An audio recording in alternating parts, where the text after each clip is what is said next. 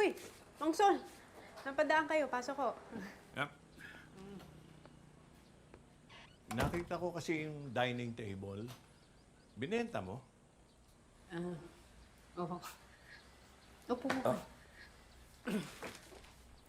Alam mo ba, yun ang paborito ng tatay mo.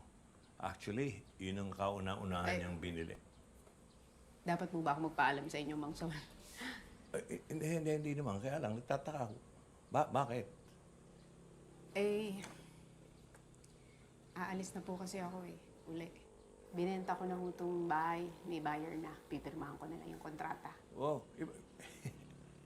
bakit nga? Bakit nga? Anong dahilan? Mahaba akong kwento. Pero minsan nararamdaman ko na parang hindi na ako welcome dito. I've been accused of tampering the grades of my students. Oh. Siguro sign na rin ho to na kailangan ko nang umalis sa lugar na to dahil ililipat na ho nila ako sa malayong lugar eh. Ang bira. Hindi naman totoo yun. Pabayaan mo, kakausapin ko si Mrs. Mission.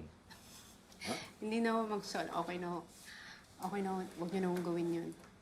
Ako na lang ho aalis. Alam mo, Emma, ang laki ng nagawa mo sa pagbabago ng takbo ng buhay ng mga estudyante. Tapos, ganyan na lang, bibitaw ka na lang agad-agad. Kailangan ka ng mga bata. At yung mga bata pang darating na taga rito.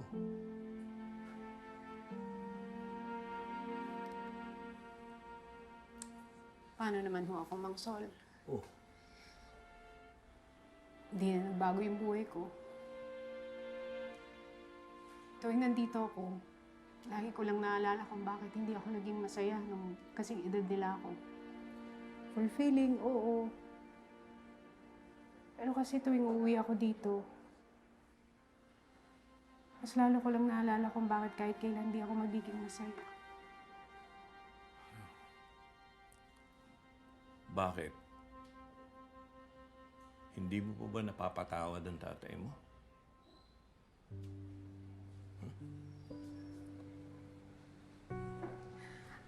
Paano ho, Mang Sol? Kahit kailan naman ho, hindi siya humingi ng tawad sa amin. Yung nanay ko nga namatay nang may sama ng loob sa kanya. Tapos naiwan ako mag-isa na puro tanong na wala namang sumagot. Tapos nasa akin yung pressure na dapat magpatawad ako. Ako ho yung nasaktan eh. Ako ho yung agrabyado. Alam mo, Emma, hindi mo lang alam kung gaano gustong bumawi ng tatay mo sa'yo. Iyon naman pala eh. Bakit hindi niya ginawa? Bakit hindi man lang niya sinabi? Ano ba naman yung tumawag ka sa anak mo o kaya mag-text ka? Anak, pasensya ka na. Pasensya na sa lahat ng ginawa ko sa inyo ng nanay mo. Hindi man lang niya ginawa. So paano ko magpapatawad, Mang Sol? Sabihin niyo sa akin paano ko siya patatawarin. Hindi naman siya humingi ng tawad sa amin.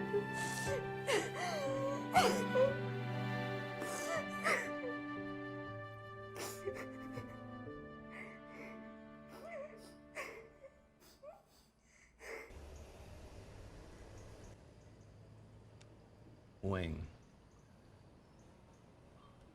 sorry. Wala ako dyan kasama ninyo. Kayo ni Max.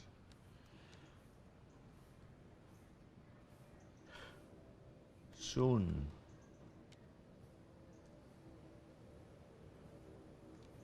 I love you. I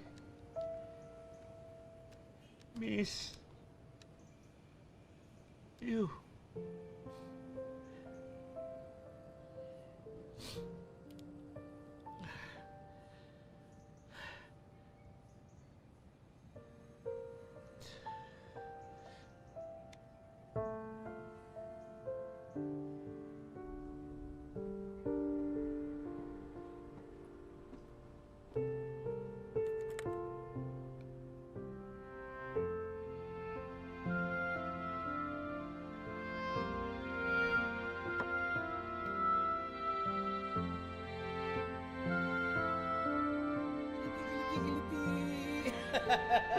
Yan, gusto ko lagi nakangiti ang baby ko. Kamusta na schooling mo? Good, Tata. Ha? Good. Ilan na classmates mo? 10. Wow, ang dami. Kamusta naman? Sila?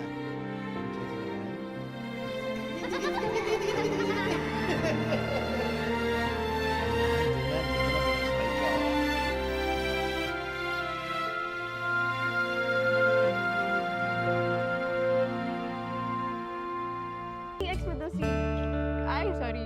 Na ano kayong... Ay, hindi pala siya ba? Okay ba kayo ba? Ay, hindi ko siya type.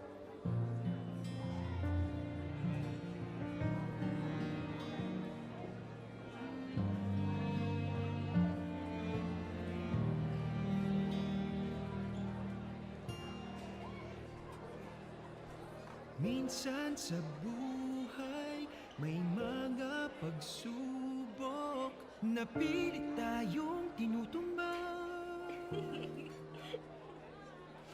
Kalungkutan natin Ma'am Emma. nadarama. Po. Kung tama yung alaala ko, nung 18th birthday mo, hindi ka naisayaw ng papa mo. Alam mo na, kaibigan ko, sanggang dikit, si paring Manuel. Baka naman pwedeng mag-proxy muna sa papa mo. And let's dance. Sige po. Ay, okay. Thank you, ma'am.